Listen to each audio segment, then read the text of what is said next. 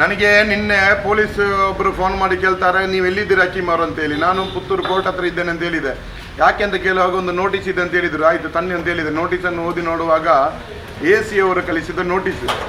ಅದರಲ್ಲಿ ಇರುವುದೇನು, ನಿಮ್ಮನ್ನು ಯಾಕೆ ಗಡೀಪಾರು ಮಾಡಬಾರದು ಅಂತೇಳಿದೆ. ನಾನು ಆ ಪತ್ರವನ್ನು ಓದಿದಾಗ ಪತ್ರದಲ್ಲಿ ಇರುವುದೇನು, ನನ್ನ ಮೇಲೆ 9 ಕೇಸ್ ಇದೆ ಅಂತೇಳಿ ಪುತ್ತೂರು ಪೊಲೀಸಿನವರು ಸುಳ್ಳು AC ಅವರಿಗೆ ಮಾಹಿತಿ ಕೊಟ್ಟಿದ್ದಾರೆ. ಸುಳ್ಳು.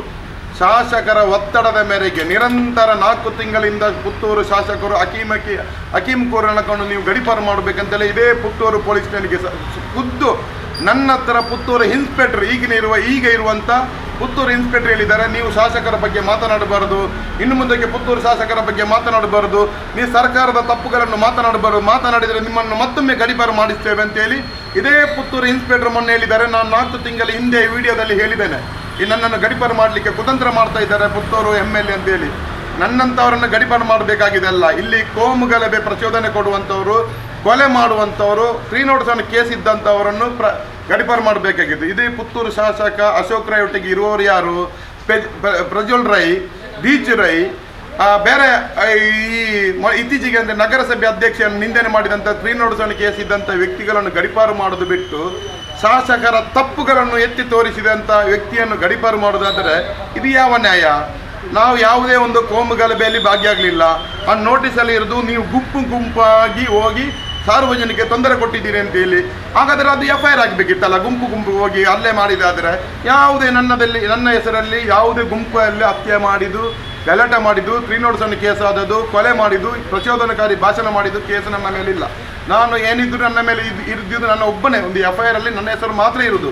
ಆದರೂ ಸುಳ್ಳು ಕೇಸು ಕೊಟ್ಟು ಅದು ನನ್ನ ಕಮ್ಯುನಿಟಿನವರು. ನಾನು ಕೋಮುವಾದಿ ಭಾಷಣ ಮಾಡಿದರೆ ಹಿಂದೂಗಳು ಕಂಪ್ಲೇಂಟ್ ಕೊಡಬೇಕಿತ್ತು, ಕೋಮು ಗಲಭೆಯಲ್ಲಿ ಭಾಗಿಯಾದರೆ ಹಿಂದೂಗಳು ಕಂಪ್ಲೇಂಟ್ ಕೊಡಬೇಕಿತ್ತು. ಯಾವುದೇ ಹಿಂದೂಗಳು ಕಂಪ್ಲೇಂಟ್ ಕೊಟ್ಟದಲ್ಲ. ಬೇರೆ 2-3 ಜನ ದುಡ್ಡಿಗೋಸ್ಕರ ಸುಳ್ಳು ಕಂಪ್ಲೇಂಟ್ ಕೊಟ್ಟು ನನ್ನನ್ನು ತೇಜೋದು ಮಾಡಲಿಕ್ಕೋಸ್ಕರ ಕಂಪ್ಲೇಂಟ್ ಕೊಟ್ಟದ್ದು ನ್ಯಾಯಾಲಯದಲ್ಲಿ ನನಗೆ ನನ್ನ ಪರವಾಗಿ ಬಂದಿದೆ. ಅದು ಹಳೆ ಕೇಸು. ಇತ್ತೀಚೆಗೆ 2-3 ವರ್ಷದಲ್ಲಿ ಒಂದೇ ಒಂದು ಕೇಸ್ ನನ್ನ ಮೇಲೆ ಆಗಿದ್ದು, ಆ ಕೇಸು ಬಶೀರ್ ಪರ್ನಾಟಕ ಕೊಟ್ಟದ್ದು ಶಾಸಕರ ಒತ್ತಡದ ಮೇರೆಗೆ ಹೊರತು ಬೇರೆ ಯಾವ ವಿಚಾರ ಇಲ್ಲ. ಆದರೆ ನಿರಂತರ ಈ ಪುತ್ತೂರು ಶಾಸಕ ಮುಸಲ್ಮಾನರ ಓಟು ಪಡೆದು ಗೆದ್ದು ಈ ಮುಸಲ್ಮಾನರಿಗೆ ಅನ್ಯಾಯ ಮಾಡುವುದನ್ನು ನಾನು ಎತ್ತು ತೋರಿಸಿದ್ದಕ್ಕೆ ಈ ಅಶೋಕ್ ರೈ ನನ್ನನ್ನು ಗಡೀಪಾರು ಮಾಡಲಿಕ್ಕೆ ಪೊಲೀಸ್ ಇಲಾಖೆಗೆ ಒತ್ತಾಯ ಮಾಡಿದಾದರೆ ಇವರು ಯಾವ ಸೀಮೆ ನಾಯಕ? ಇದೇ ಮುಸ್ಲಿಂ ಸಮುದಾಯದ ಓಟ್ ಹಾಕಿದಂಥ ವ್ಯಕ್ತಿ ಮೊನ್ನೆ ಇತ್ತೀಚೆಗೆ ಭಯೋತ್ಪಾದಕರಿಂದ ಕೊಲೆ ಆದಂಥ ರಹೀಮ್, ಅವನ ಒಟ್ಟಿಗಿರುವಂಥ ಮತ್ತೊಂದು ಸಂತ್ರಸ್ತೆ ಅಲ್ಲಿ ಆಸ್ಪತ್ರೆಯಲ್ಲಿ ಇದ್ದಾಗ ಜಿಲ್ಲೆಗೆ ಸಾಂತ್ವನ ಹೇಳಲಿಕ್ಕೆ ಜಿಲ್ಲಾ ಉಸ್ತುವಾರಿ ಸಚಿವ ಬರುವಾಗ ಈ ಅಶೋಕರೇ ಅಡಗಿ ಕೂತ್ಕೊಳ್ತಾರೆ. ಜಿಲ್ಲೆಯಿಂದ ಸಚಿವರು ಹೋಗೋ ತನಕ ಯಾವುದೇ ಮೊಬೈಲ್ ಸ್ವಿಚ್ ಆಫ್ ಮಾಡಿಟ್ಟಿದ್ದಾರೆ. ಏಕೆ? ಆ ಸಂದರ್ಭದಲ್ಲಿ ಸಚಿವರೊಟ್ಟಿಗೆ ಇದ್ದರೆ ನಾನು ಆ ಮುಸ್ಲಿಮ್ ಮೃತಪಟ್ಟ ಮನೆಗೆ ಭೇಟಿ ಕೊಡಬೇಕು, ಸಾಂತ್ವನ ಹೇಳಬೇಕಾಗ್ಬೋದು. ಮತ್ತು ಮುಸ್ಲಿಮ್ ಒಬ್ಬ ವ್ಯಕ್ತಿ ಆಸ್ಪತ್ರೆಯಲ್ಲಿದ್ದಾನೆ, ಅವನಿಗೆ ಸಾಂತ್ವನ ಹೇಳಬೇಕಾಗ್ಬೋದು. ನನಗೆ ಹಿಂದೂಗಳು ಓಟ್ ಹಾಕಲ್ಲ ಮತ್ತು ಆ ಭಾವನೆಯಲ್ಲಿ ಇವರು ಅವನ ಮನೆಗೆ ಭೇಟಿ ಕೊಟ್ಟಿಲ್ಲ. ಏಕೈಕ ಒಬ್ಬ ಶಾಸಕ ಮುಸಲ್ಮಾನಿಂದ ಓಟು ಪಡೆದು ಮುಸಲ್ಮಾನಿಗೆ ಅನ್ಯಾಯ ಆದಾಗ ಮಾತನಾಡೋದಿಲ್ಲ.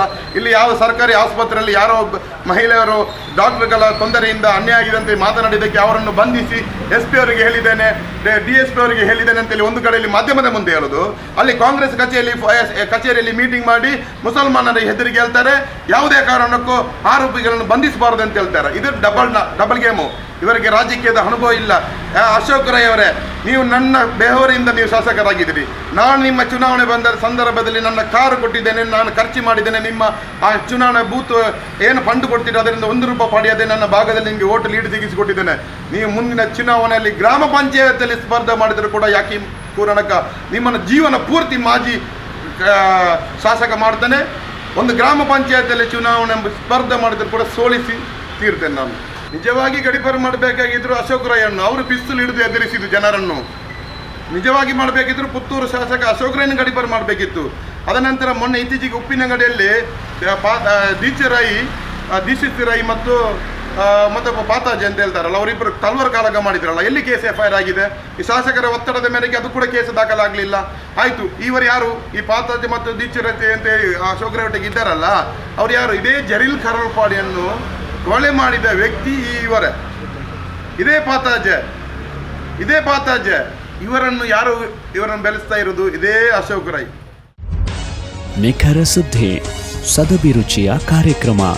ನೀವು ನೋಡ್ತಾ ಇದ್ದೀರಾ ಕಹಳೆ ನ್ಯೂಸ್, ಸಮಾಜದ ಜಾಗೃತಿಗಾಗಿ ವಸ್ತುನಿಷ್ಠ ವರದಿ.